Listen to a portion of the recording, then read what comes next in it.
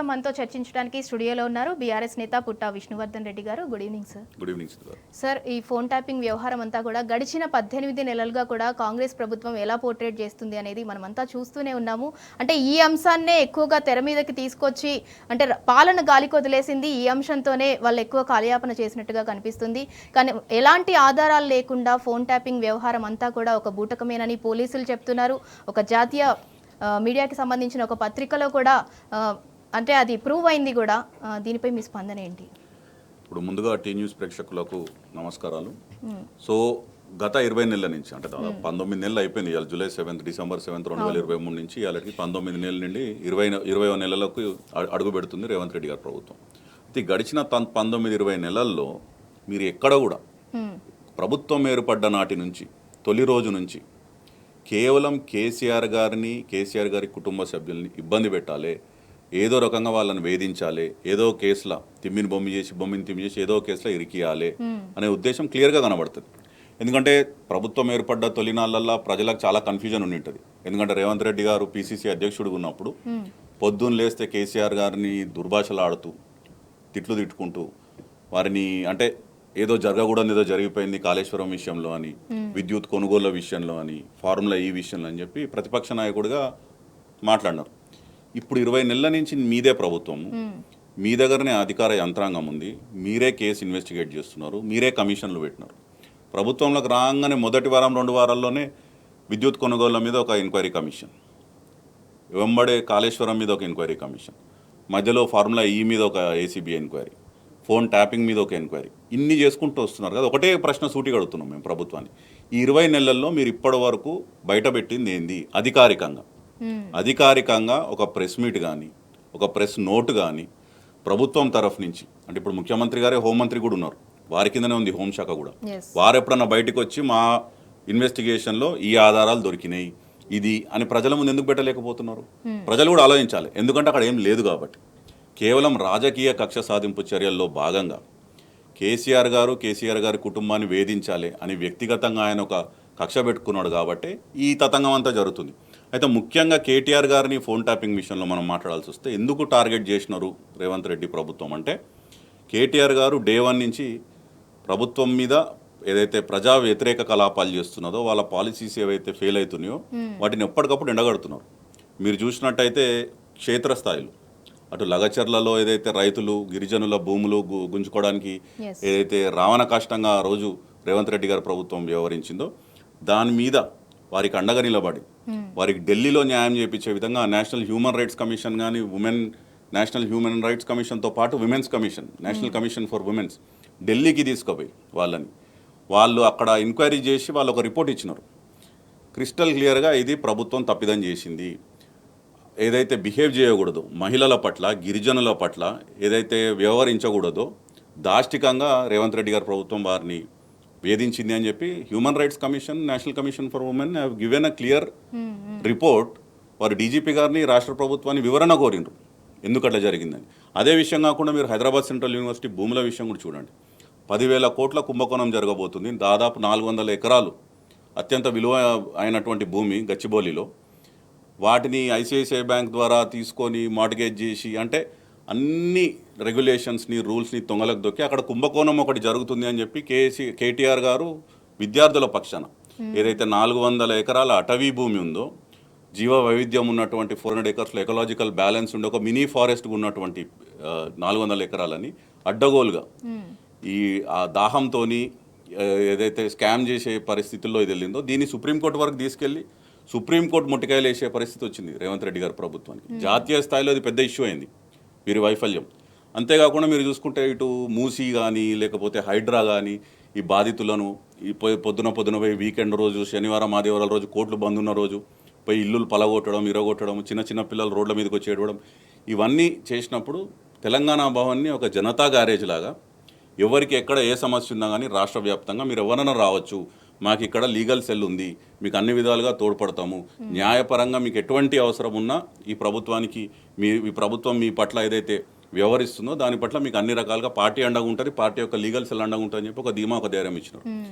అంతేకాకుండా ఈ అడ్డగోలు ఏదైతే స్కాములు కరప్షన్ అవినీతి జరుగుతుందో రేవంత్ రెడ్డి గారి ప్రభుత్వంలో ఎప్పటికప్పుడు ప్రజాక్షేత్రంలో కేటీఆర్ గారు వారిని ఎండగడుతూనే ఉన్నారు.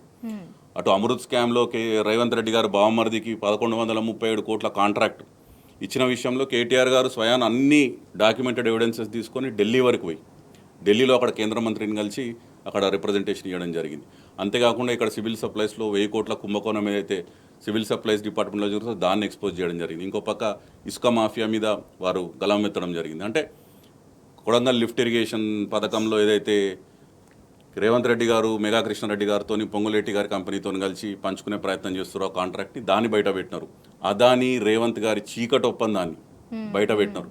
ఇవన్నీ చేస్తున్నారు కాబట్టి వారిని ఏదో విధంగా ఎదుర్కోలేక సమాధానం చెప్పలేక వారి గత పర్ఫార్మెన్స్ మీద వీరు మాట్లాడలేక, ఎందుకంటే ప్రజల అనుభవంలో ఉంది. కేటీఆర్ గారు ఐటీ మినిస్టర్గా ఏం చేసినారు, మున్సిపల్ మినిస్టర్గా ఏం చేసినారని హైదరాబాద్లో ఎవరిని అడిగినా చెప్తారు. ఇక్కడ చేసినటువంటి ఎస్ఆర్డిపి ఎస్ఎన్డిపి కింద మనం క్రియేట్ చేసిన ఇన్ఫ్రాస్ట్రక్చర్ కానివ్వండి, అటుపక్క ఐటీలో 3 లక్షల నుంచి దాదాపు 10 లక్షల మంది ఉద్యోగులకు ఐటీ ఇండస్ట్రీని తీసుకుపోయింది.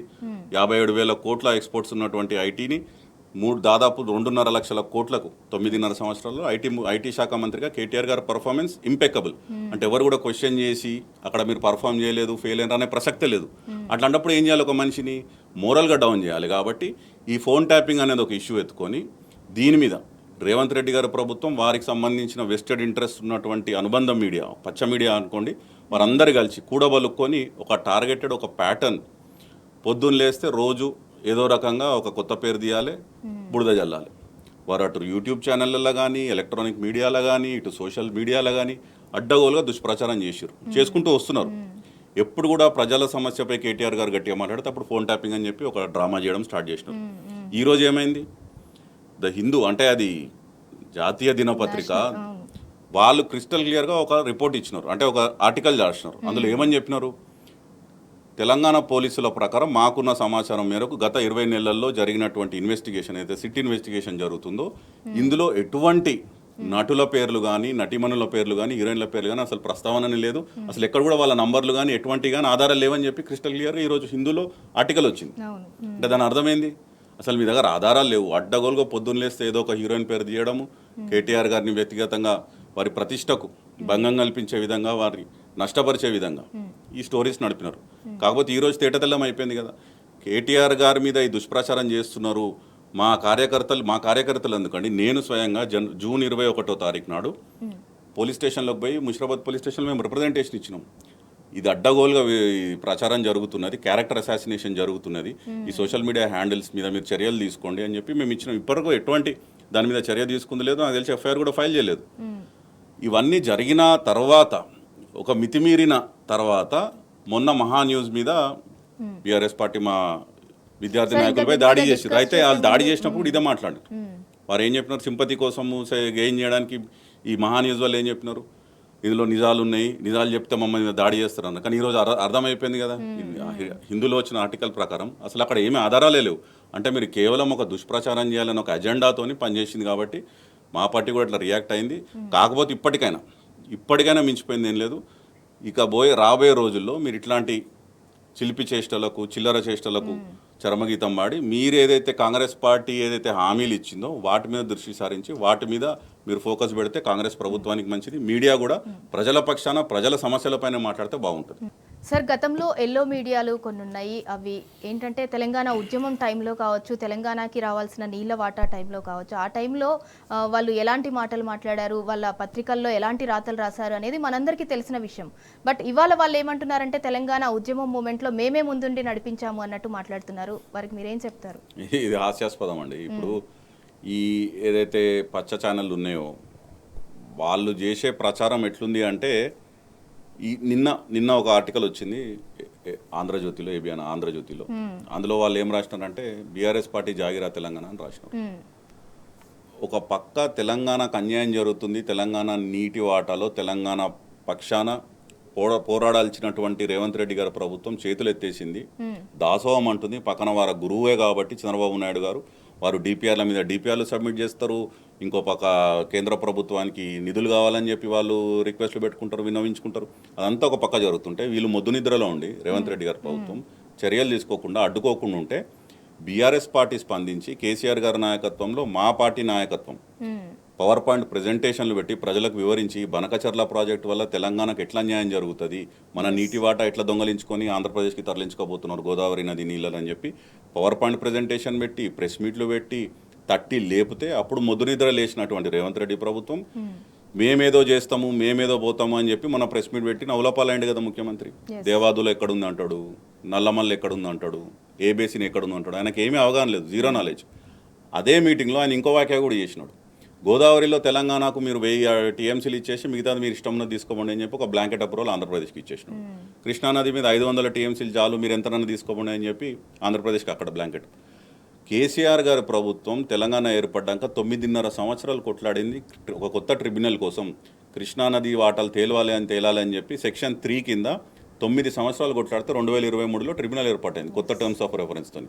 ఆ ట్రిబ్యునల్ ముందు కేసీఆర్ గారి ప్రభుత్వం చేసిన వాదన ఏంటంటే తెలంగాణకు కృష్ణానదిలో 763 టీఎంసీలు కేటాయించాలి అని చెప్పి వాదిస్తే ఈ ముఖ్యమంత్రి రేవంత్ రెడ్డి వచ్చి 500 టీఎంసీలు మాకు చాలు మీరు తీసుకోపోండి అంటే ఆ ట్రిబ్యునల్ ముందు మన గత ప్రభుత్వం చేసిన వాదనలు కానీ మన న్యాయవాదులు చేసిన వాదన కానీ దాన్ని బలహీనపరిచినట్టే కదా ఈ ముఖ్యమంత్రి రేవంత్ రెడ్డి. ఈయనకు అవగాహన లేదు. నంబర్ 1, గోదావరి నదీ జలాల మీద కూడా 2000 అంటే 968 టీఎంసీలు ఆల్రెడీ తెలంగాణకు మనకు కేటాయించబడ్డది. మిగతా సముద్రంలోకి పోయే 3000 టీఎంసీలలో ఆ ప్రోరేటా బేసిస్ ప్రకారం 65% అంటే ఇంకొక 1950 టీఎంసీలు తెలంగాణకు, అంటే 968 ప్లస్ 1950 వెరసి 2915 టీఎంసీలు తెలంగాణకు కావాలి అని గత కేసీఆర్ ప్రభుత్వం కొట్లాడితే ఈ ముఖ్యమంత్రి వచ్చి మన రేవంత్ రెడ్డి 1000 టీఎంసీలు చాలు మిగతా మీరు తీసుకోండి అని మాట్లాడుతుంది. అంటే పూర్తిగా అవగాహన రాహిత్యం. దీని మీద ఇట్లాంటి పోరాటం జరుగుతుంటే తెలంగాణ జలాల మీద ఇంకో పక్క వారికి అనుబంధంగా ఉన్నటువంటి పచ్చ మీడియాలో తెలంగాణ బీఆర్ఎస్ జాగిరా అంటే తెలంగాణ ప్రజల జాగీరు, తెలంగాణ ప్రజల బాగోగులు, తెలంగాణ ప్రజల ఇంట్రెస్ట్, తెలంగాణ యొక్క బెస్ట్ ఇంట్రెస్ట్ కాపాడేది BRS party. So obviously it will be Telangana people's interest, that is automatically interest of BRS party. గతంలో కూడా తెలంగాణ ఏర్పడ్డ తొలినాళ్ళలో కూడా మీరు చూడండి ఈ మీడియాకు సంబంధించి ఎట్లాంటి కథనాలు అంటే వారి అక్కసు కడుపు మంట ఎట్లా బయట పెడతారంటే తెలంగాణ ఏర్పడ్డ తొలినాళ్ళల్లో అది డైజెస్ట్ చేసుకోలేక కొన్ని సంస్థలు అప్పుడు కూడా ఇట్లాంటి కథనాలే రాసిర్రు. టూరింగ్ టాకీస్లో సినిమాలు చూసే వాళ్ళకి మల్టీప్లెక్స్లో చూసే అలవాటు ఉంటుందా? పాచికల్లు కళ్ళు కాంపౌండ్లలో మందు తాగేటోళ్ళకి తీసుకొచ్చి స్కాచ్లు తాగే అలవాటు ఉంటుందా? అంటే తెలంగాణని హేళన చేయాలి, ఇక్కడ భాషను కానీ ఇక్కడ మన వ్యవహార శైలి కానీ మనం తినే తిండిని కానీ చిన్న చూపు చేసి మాట్లాడాలి అని ఆనాడు కూడా ఇదే దుష్ప్రచారం తెలంగాణను చిన్న చూపు చేసి మాట్లాడే ప్రయత్నం జరిగింది. కానీ కేసీఆర్ గారు ఎప్పుడైతే నవీనోళ్ళ ముందు జారిపడొద్దు అని తెలంగాణ రాష్ట్రాన్ని కొట్లాడి సాధించుకున్నామని ఒక ఉక్కు సంకల్పంతో తెలంగాణ రాష్ట్రాన్ని గత 9 అంటే 2014 నుంచి 2023 వరకు ఆ 9.5 సంవత్సరాలలో ఎక్కడి నుంచి ఎక్కడ తీసుకోపోయినారు అనేది నేను చెప్పడం కాదు, బీఆర్ఎస్ పార్టీ చెప్పడం కాదు, రిజర్వ్ బ్యాంక్ ఆఫ్ ఇండియా చెప్తుంది, ఫైనాన్స్ కమిషన్ ఆఫ్ ఇండియా చెప్తుంది, నీతి ఆయోగ్ లాంటి సంస్థలు చెప్తున్నాయి. నంబర్ 1 స్టేట్గా రూపుదిద్దిండ్రు కేసీఆర్ గారు. తెలంగాణ ఏర్పడక ముందు ఆఖరి ఆంధ్రప్రదేశ్ సమైక్య ఆంధ్రప్రదేశ్ ఆఖరి ఆశాకిరణము కిరణ్ కుమార్ రెడ్డి గారు కట్టబెట్టుకొని ఒకవేళ రాష్ట్రం విడిపోతే మీకు అంధకారం అయిపోతే అసలు కరెంటే ఉండదని మాట్లాడినాడు ముఖ్యమంత్రి స్థాయిలో. కానీ ఏమైందండి తెలంగాణ రాష్ట్రం ఏర్పడ్డాక వితిన్ 1 ఇయర్ తెలంగాణలో కరెంటు కోతలు లేకుండా చేసిన ఘనత బీఆర్ఎస్ ప్రభుత్వాన్ని కేసీఆర్ గారిది. ఉత్త విద్యుత్ విషయంలోనే కాదు, అటు తాగునీటి విషయంలో 40,000 కోట్లు వెచ్చించి ఇంటింటికి శుద్ధమైన తాగునీరు మిషన్ భగీరథ పథకం ద్వారా అందించింది కేసీఆర్ గారు. 25,000 చెరువుల పుడికలు తీసి ఒక లేని జలకళ తెలంగాణలో ఎప్పుడైతే కాకతీయుల కాలంలో ఉండేనో అటువంటి గొలుసుకట్టు చెరువులది దాన్ని మళ్ళీ పునర్వైభవం తీసుకొచ్చింది కేసీఆర్ గారు. ఇటు ఇండస్ట్రీ కానీ ఇటు హైదరాబాద్ గ్రోత్ కానీ ఇక్కడ కట్టినటువంటి ఎస్ఆర్డిపి కింద 36 ప్రాజెక్టులు కానీ అండర్ పాస్లు ఫ్లేవర్ ఇవన్నీ ప్రజల అనుభవంలో ఉన్నాయి. తలసరి ఆదాయం ₹1,00,000 ఉన్నటువంటి తెలంగాణ తలసరి ఆదాయం 2014లో కేసీఆర్ గారు ప్రభుత్వం దిగిపోయే వరకు 3,57,000 పెరిగింది. అట్లనే జిఎస్డిపి గ్రోత్ 5 లక్షలు ఉన్న జిఎస్డిపి గ్రోత్ కేసీఆర్ గారు ప్రభుత్వం దిగిపోయే నాటికి 15 లక్షల కోట్లకు పెరిగింది. 5 లక్షల కోట్ల నుంచి 15 లక్షల కోట్లకు. ఇవన్నీ నేను చెప్పేది అదే నేను చెప్పే లెక్కలు కాదు, రిజర్వ్ బ్యాంక్ ఆఫ్ ఇండియా చెప్పిన లెక్కలు. కాబట్టి నవ్వినోళ్ళ ముందు జారిపడొద్దు అనే ఒక కేసీఆర్ గారు అయితే సంకల్పంతో పనిచేశారు. అదే సంకల్పంతో ఇన్ని ఏళ్ళు ఇంత కృషి చేసి తెలంగాణని ఈ స్థాయికి తీసుకొస్తే 11 ఏళ్ల తర్వాత కూడా ఇంకా అదే విషయం జిమ్మడము, ఇంకా తెలంగాణ పట్ల అదే చిన్న చూపు, ఇంకా బీఆర్ఎస్ పార్టీని కేసీఆర్ గారి మీద అదే వాళ్ళు అక్కసు పెట్టుకొని ఇట్లాంటి పిచ్చిరాతలు రాసుకుంటా మళ్ళీ ఆ రాతల్లో ఇంకా హాస్యాస్పదం ఏంటంటే వాళ్ళేదో ముందుండి ఉద్యమం నడిపించినట్టు, ఆ పత్రికల వల్లనే ఉద్యమం నడిచినట్టు, మళ్ళీ అదే పత్రికలో అదే ఆర్టికల్లో మళ్ళీ కాంట్రడిక్టరీ స్టేట్మెంట్, మా మీద కూడా దాడులు జరిగినాయి ఉద్యమంలో అంటాం. అంటే మీరు ఒకవేళ ఉద్యమానికి, తెలంగాణ ఉద్యమానికి మీరు సపోర్ట్ చేసింటే మీ మీద ఎందుకు దాడి జరుగుతుంది? ఆ రోజు మీరు చేయలేదు కాబట్టి అది జరిగింటుంది. కాబట్టి మీరు రాసే రాతల్లో మీరు ఇది సమతుల్యం కోల్పోయినట్టున్నారు, మానసిక సమతుల్యం. ఏదో ఒకటి రాయాలి, తెలంగాణని కించపరచాలి. అంటే తెలంగాణ ఏర్పడి ఇన్నేళ్లలో కూడా ఎప్పుడు కూడా తెలంగాణకు జరిగిన మంచిని కూడా వాళ్ళ పత్రికల్లో కావచ్చు, వాళ్ళ ఛానళ్లలో కావచ్చు టెలికాస్ట్ కూడా అయిన దాఖలాలు కూడా లేవు అసలు. లేదు. ఉంటే మరి గత 11 ఇప్పుడు నేను ఇన్ని అంకెలు చెప్పినాను మీకు, ఇన్ని రంగాలలో. అటు వ్యవసాయం, ఇంకా వ్యవసాయం గురించి చెప్పలేదు. వ్యవసాయం గురించి చెప్పుకుంటే చాంతాడంతుంది, అది తెల్లారుతుంది. కేసీఆర్ గారు ఏం చేసిరు వ్యవసాయ రంగానికి అంటే దాదాపు 5 లక్షల కోట్లు వ్యవసాయ రంగానికి ఖర్చు పెట్టింది కేసీఆర్ గారు ప్రభుత్వం. కేవలం రైతు బంధు పథకంలోనే 70 లక్షల రైతులకు 73,000 కోట్లు 11 దఫాల ఖర్చు పెట్టారు కేసీఆర్ గారు. రైతు బీమాని ప్రపంచంలోనే ఎక్కడ లేనటువంటి పథకం. రైతు ఒకవేళ మరణిస్తే కేవలం 10 రోజుల్లోనే ఇంటికి 5 లక్షల రూపాయల చెక్కు, ఎవరి పైరవి లేకుండా, ఎవరిని కలవకుండా ఇంటికి తీసుకొచ్చినటువంటి పథకం. 24 గంటల ఉచిత నిరంతర నాణ్యమైన విద్యుత్ అనేది అసలు కనీవిని ఎరగనటువంటి పరిస్థితి భారతదేశంలో. అట్లాంటిది పవర్ డెఫిసిట్ ఉన్న రాష్ట్రానికి పవర్ సర్ప్లస్ చేసి రైతాంగానికి ఉచిత కరెంటు, నీటి తీరువాలు రద్దు చేసిరు కేసీఆర్ గారు. సమయానికి విత్తనాలు కానీ ఎరువులు కానీ ఎటువంటి పైరవీలు లేకుండా, ఎటువంటి ఇబ్బంది లేకుండా తీసుకొచ్చారు. 64 లక్షల మెట్రిక్ టన్నులు ఉన్నటువంటి వరి ధాన్యం ఉత్పత్తి తెలంగాణలో కేసీఆర్ గారు దిగిపోయిన నాటికి 3 కోట్ల మెట్రిక్ టన్నులకు పెంచిర్రు. పెంచిన ఆ 3 కోట్ల మెట్రిక్ టన్నుల ప్రతి ధాన్యం గింజ కొన్నది కేసీఆర్ గారు ప్రభుత్వం. ఇట్లా చెప్పుకుంటూ పోతే రైతులకు ఏం చేసిర్రు, మహిళలకు ఏం చేసిర్రు, విద్యార్థులకు ఏం చేసిర్రు, చాలా ఉన్నాయి. కాకపోతే కాంగ్రెస్ పార్టీ ఏదైతే దుష్ప్రచారం చేసిందో, ఏమీ జరగలేదు, ఏ వర్గం ఆనందంగా లేదు, ఏ రంగం ఆనందంగా లేదని చెప్పడం ఒక పక్క, ఇంకో పక్క కేసీఆర్ గారు ఇచ్చిన వాటికి అన్ని మేము 2 ఇస్తాం, 3 ఇస్తాం, 6 గ్యారంటీలు 100 రోజుల్లో అమలు పరుస్తాం, 420 హామీలు ఇస్తాం, డిక్లరేషన్లు, గిరిజన declaration, SC declaration, BC declaration, minority declaration, యువజన డిక్లరేషన్, రైతు డిక్లరేషన్, నిరుద్యోగులకు ఒక డిక్లరేషన్, జాబ్ క్యాలెండర్, అడ్డగోలుగా ఇష్టం వచ్చినట్టు వాక్యాలు ఇచ్చుకుంటా వారికి ఎలక్షన్ల టైంలో హామీలు ఇచ్చుకుంటూ పోయి ప్రజలను వంచి మోసం చేసి అధికారంలోకి వచ్చారు. 100 రోజులు కాదు, ఇప్పటికి 2 సంవత్సరాలు కావస్తుంది. మీరు ఇచ్చిన హామీలలో ఏ ఒక్కటి కూడా అమలు కాలేదు. ఇది ప్రజలకు వెళ్ళిపోయింది కాబట్టి రేవంత్ రెడ్డి ప్రభుత్వాన్ని నడపలేకపోతున్నాడు, ఈ ప్రభుత్వం వైఫల్యం చెందింది అని అంటారు. కాబట్టి రేపు జరగబోయే లోకల్ బాడీ ఎన్నికల్లో పెద్ద ఎత్తున కాంగ్రెస్ పార్టీ దెబ్బతినబోతుంది. కాబట్టి దాని మీద చర్చ జరగకుండా, వారి వైఫల్యాల మీద చర్చ జరగకుండా కేవలం ఫోన్ ట్యాపింగ్ అని, ఫార్ములా ఈ అని, కాళేశ్వరం కమిషన్ అని, విద్యుత్ కొనుగోలు కమిషన్ అని చెప్పి వీటి మీద ప్రచారం జరిగే విధంగా వారికి అనుబంధంగా ఉన్నటువంటి పచ్చ మీడియా కానీ, వాటికి ఉన్నటువంటి పెయిడ్ సోషల్ మీడియా ఆర్టిస్టులు ఎవరైతే ఉన్నారో వాళ్ళంతా దీని మీదే చర్చ చేస్తున్నారు. కానీ మేము ఒకటే చెప్తున్నాం, వారిని ఎట్లా ఎదుర్కోవాలో బీఆర్ఎస్ పార్టీగా మేము ఎదుర్కొంటాం. కాబట్టి ప్రజలకు మేము చేసే విజ్ఞప్తి ఏంటిదంటే, ఇవన్నీ రేపటి రోజు న్యాయస్థానాల్లో ఏది పాలు నీళ్లు అనేది తేటతెల్లం అయిపోతుంది. మేమేం తప్పు చేయలేదు, అక్కడ ఏం వాళ్ళకి ఆధారాలు లేవు. అది ఈరోజు వచ్చినటువంటి హిందూలో కూడా క్రిస్టల్ క్లియర్గా వాళ్ళు మెన్షన్ చేసినాం. కాకపోతే మేము కొట్లాడేది ప్రజల కోసం, తెలంగాణ ప్రజల ప్రయోజనాలు కాపాడడం కోసం. రేపు మన గోదావరి నదిలో, మన కృష్ణా నదిలో మన నీటి వాటా కోసం బీఆర్ఎస్ పార్టీ కొట్లాడుతుంది. మీకు ఇచ్చినటువంటి 6 గ్యారంటీలు, 420 హామీల మీద ప్రభుత్వాన్ని ప్రశ్నిస్తాము, ఎప్పటికప్పుడు ఎండగడతాము. వీళ్ళు ఎన్ని కేసులు పెట్టినా, ఎంతమందిని భయపెట్టించే ప్రయత్నం చేసినా బెదిరేది లేదు, అదిరే లేదు. 100కి 100% ప్రజల పక్షాన బీఆర్ఎస్ పార్టీ కొట్లాడుతుంది. తెలంగాణ ప్రయోజనాలు కాపాడడమే మా అంతిమ లక్ష్యం. సార్, అలాగే రేపు కూడా చర్చ జరగనుంది. సడన్ గా సీఎం రేవంత్ రెడ్డి ఢిల్లీ టూర్ని ఎలా చూడాలంటారు? అంటే ఈ 2 సంవత్సరాలు కావస్తుంది ఆల్మోస్ట్, ఇప్పటికీ ఇది 47వ సారి ఆయన ఢిల్లీకి వెళ్ళడం.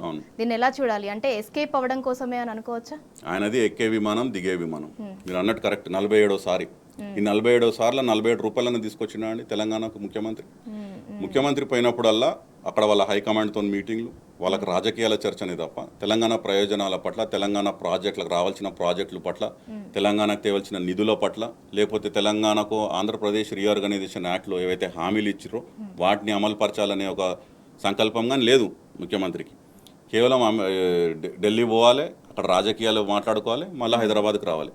ఇంకొకటి ఏంటిదంటే, వారికి రాహుల్ గాంధీ గారు అపాయింట్మెంట్ కూడా ఇస్తలేరు అనేది చాలా రోజుల నుంచి జరుగుతున్నటువంటి చర్చ. వీళ్ళు ఢిల్లీకి పోతున్నారు, వస్తున్నారు, కానీ ఆయన నాకు తెలిసి 6-7 నెలల నుంచి అపాయింట్మెంట్ ఇవ్వలేదు. రేవంత్ రెడ్డి గారికి కలవడం కూడా లేదు. అందుకని మొన్న జరిగినటువంటి బహిరంగ సభలో ఖర్గే గారి సమక్షంలో ఈయన బీరాలు పలికిండు. మేము 100 సీట్లు గెలుస్తాము, మేము 15 ఎంపీలు గెలుస్తాము అని చెప్పి. ఎందుకు పలికిండు? ఎందుకంటే ఖర్గే గారు ఈ మెసేజ్ తీసుకుపోయి అక్కడ హైకమాండ్కి చెప్తారు, హైకమాండ్ ప్రసన్నం అవుతుందని. కాకపోతే నవ్వుకోవాల్సిన విషయం ఏంటిదంటే, ఖర్గే గారే మొన్న గత వారం మీడియా వారిని ఒక ప్రశ్న అడిగింది. కర్ణాటకలో ముఖ్యమంత్రి మార్పు గురించి చర్చలు జరుగుతున్నాయి, మీరేమంటారు హైకమాండ్గా? అంటే ఖర్గే గారు జాతీయ అధ్యక్షులు కాబట్టి కాంగ్రెస్ పార్టీకి, వారు ఏమన్నారు? హైకమాండ్ డిసైడ్ చేస్తే నా చేతుల్లో ఏముంది అని మాట్లాడారు. అంటే కూరలు లేని పాము ఖర్గే గారు. వారిని ఇంప్రెస్ చేసుకోవడానికి ఈ రేవంత్ రెడ్డి ఈ మాటలు మాట్లాడి ఛాలెంజ్లు విసురుడు, ఈ ఛాలెంజ్లు విసురుడు పారిపోడు రేవంత్ రెడ్డి గారికి అలవాటే. గతంలో కూడా తెలంగాణ ఉద్యమంలో తెలంగాణలో ఎవరైతే ప్రజాప్రతినిధులు ఉన్నారో వాళ్ళందరూ రాజీనామాలు చేస్తే వెన్నుచూపి పారిపోయింది ఇదే ముఖ్యమంత్రి ఆనాడు రేవంత్ రెడ్డి గారు. తర్వాత కొడంగల్లో 2018లో ఒకవేళ కొడంగల్లో నేను ఓడిపోతే సన్యాసం తీసుకుంటా, రాజకీయ సన్యాసం పర్మనెంట్గా తీసుకుంటా అని చెప్పి బీరాలు పలికిండు. మళ్ళీ తెలంగాణ గడ్డ మీద కాలు పెట్టా అని మాట్లాడినాడు 2018లో. ఏమైంది? ఓడిపోగానే మళ్ళీ 4 నెలలకే ఎంపీ సీట్ కావాలని చెప్పి ఎంపీ సీట్కి పోటీ చేసిండు. మొన్న కూడా అంతే, కేసీఆర్ వస్తారా కేటీఆర్ వస్తాడా అని చెప్పి మాట్లాడిండు. కేటీఆర్ గారు 3 రోజుల టైం ఇచ్చి రేపు 11 గంటలకు సమాజ్గూడ ప్రెస్ క్లబ్లో నేను వస్తున్నా అని చెప్తే ఈరోజు ఢిల్లీకి పారిపోయాడు. కాబట్టి ఆయన ఛాలెంజ్లకి ఆయన పారిపోయేది ఇది ఇవాళ కొత్తదేం కాదు. ప్రజలు గతంలో కూడా చూసిర్రు, ఇప్పుడు కూడా చూస్తున్నారు. వారికి మాట్లాడడానికి కూడా సబ్జెక్ట్ కానీ అసలు కేసీఆర్ గారు చేసిన దానికి రేవంత్ గారు చేసిన దానికి ఎక్కడ పొంతన కూడా లేదు. అది తెలంగాణ ప్రజలకు తెలుసు. దమ్ముంటే ఇచ్చిన ఛాలెంజ్ మీద నిలబడేది ఉంటే రేవంత్ రెడ్డి గారు రేపు 11 గంటలకు వచ్చి ప్రెస్ క్లబ్లో కేటీఆర్ గారితో చర్చకు కూర్చోవాలి. లేకపోతే వారికి దమ్ము లేదన్నట్టు వారు ఉట్టిగా ఏదో ఒకటి టైంపాస్ కోసం ఏదో మాట్లాడి వారికి అరిగే ముందు ఇంప్రెస్ చేసుకునే విధంగా ఏదో మాట్లాడి వెళ్ళిపోయినారని వెన్ను చూపించి పారిపోయినారని మాట్లాడాల్సి వస్తుంది ఢిల్లీకి. సార్, ఫోన్ ట్యాపింగ్ అనే అంశంపై సోషల్ మీడియాలో ఎలాంటి విష ప్రచారం జరుగుతుందో మనం అందరం చూసాం. దానిపైన చర్చలో పాల్గొన్నందుకు thank you so much. Thank you. ఇక ఆల్మోస్ట్ కాంగ్రెస్ ప్రభుత్వం మొదలుపెట్టి 2 ఏళ్లు కావస్తుంది. అయినా కూడా సినీ తారల ఫోన్ ట్యాపింగ్ అంటూ ఇంకా రకరకాల అంశాలను తెర మీద చూపిస్తూ అంటే అబద్ధాన్ని నిజం చేద్దాము అన్నట్టు మసిపూసి మారేడుకాయను చేసే ప్రయత్నం అయితే కాంగ్రెస్ ప్రభుత్వం అయితే చేస్తుంది. పాలననైతే గాలికి వదిలేసింది. ఇది వాళ్ళ బరాబర్ అడుగుదాం. Stay tune.